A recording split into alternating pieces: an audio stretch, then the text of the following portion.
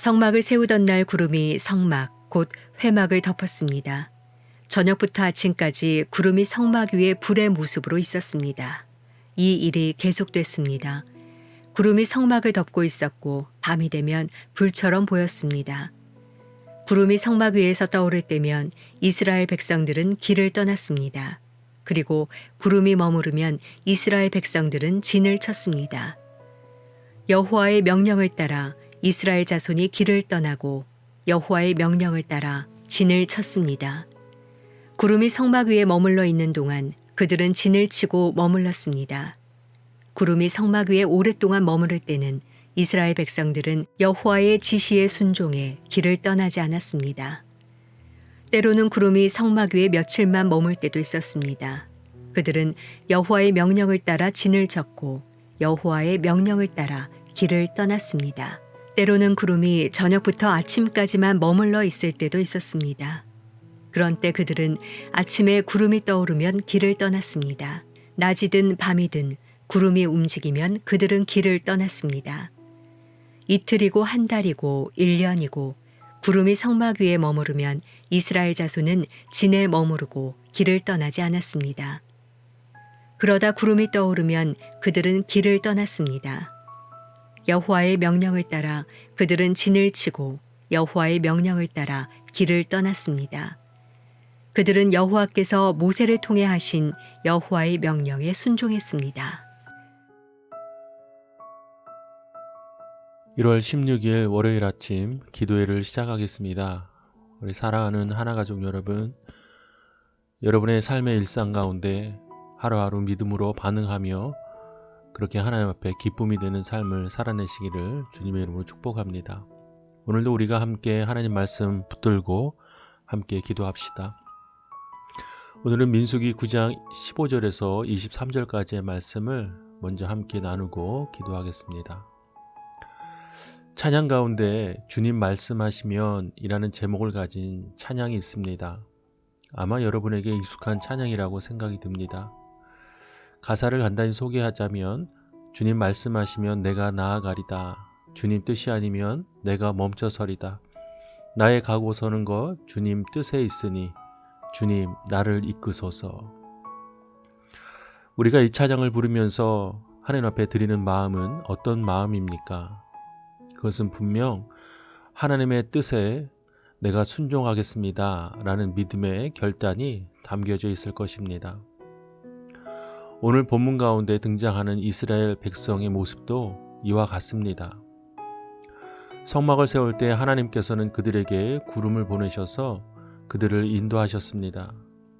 구름이 성막 위에 떠오르면 이스라엘 백성들은 성막을 정리하고 자기의 모든 짐들을 챙겨서 길을 떠납니다.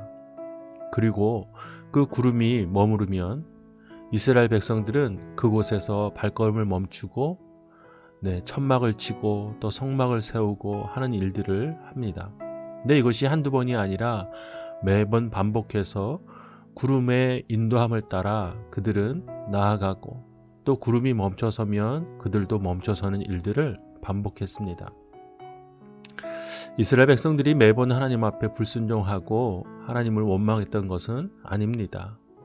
이처럼 그들은 하나님의 인도하심을 따라 하나님의 뜻에 순종하는 모습도 우리에게 보여줍니다.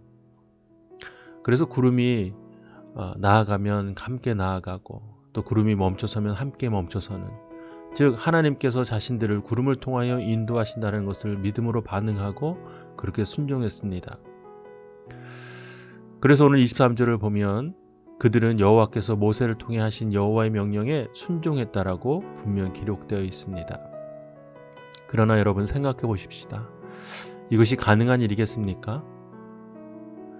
어떤 자연적으로 또 아니면 물리적으로 이것들을 해석하는 것이 아니라 무엇인가에 의해서 우리 삶이 좌지우지 된다고 생각하면 우리가 기꺼이 그것을 따를 수 있는가 말입니다.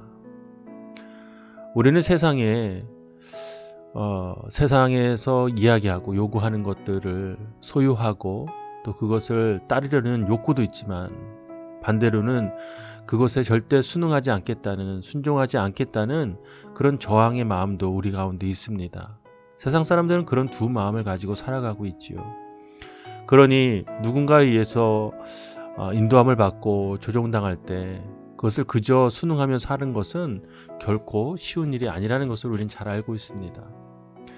그러니 이스라엘 백성들에게도 구름의 인도함을 받아 나아가고 멈춰서는 일들을 그저 믿음으로 순종하고 하는 일들이 결코 쉬운 일은 아닌 것입니다.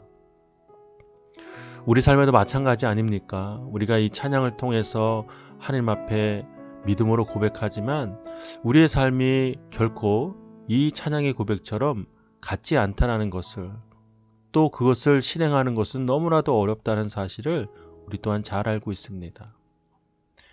그러나 여러분 꼭 기억하십시오.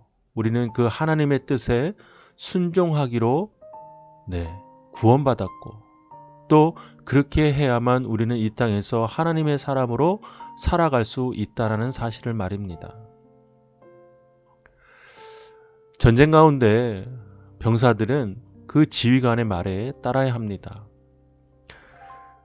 그 앞으로 나아감이 비록 자신의 목숨을 잃을 수 있는 상황이라 할지라도 그 지휘관의 말에 순종하여 나아가야만 합니다.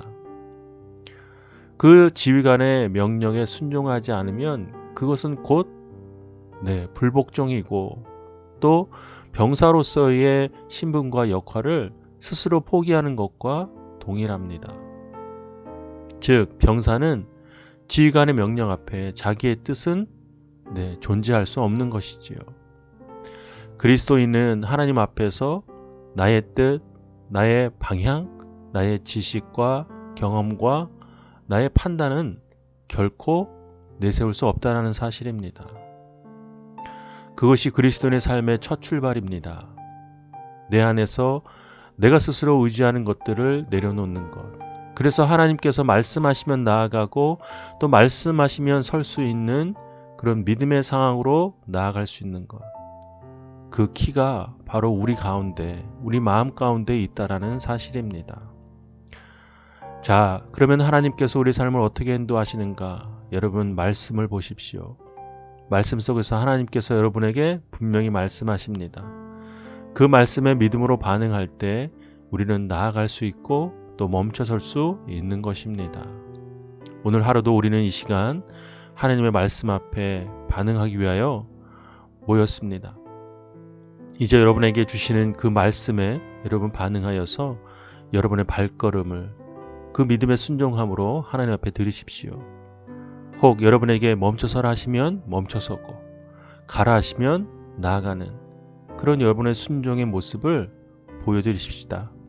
그래서 오늘 하루도 그런 믿음의 삶으로 우리가 함께 살아내기를 주님의 이름으로 축복합니다. 이 시간 각자에게 주시는 하나님의 말씀을 우리가 깊이 묵상합시다. 그리고 우리의 삶을 드리며 기도하겠습니다.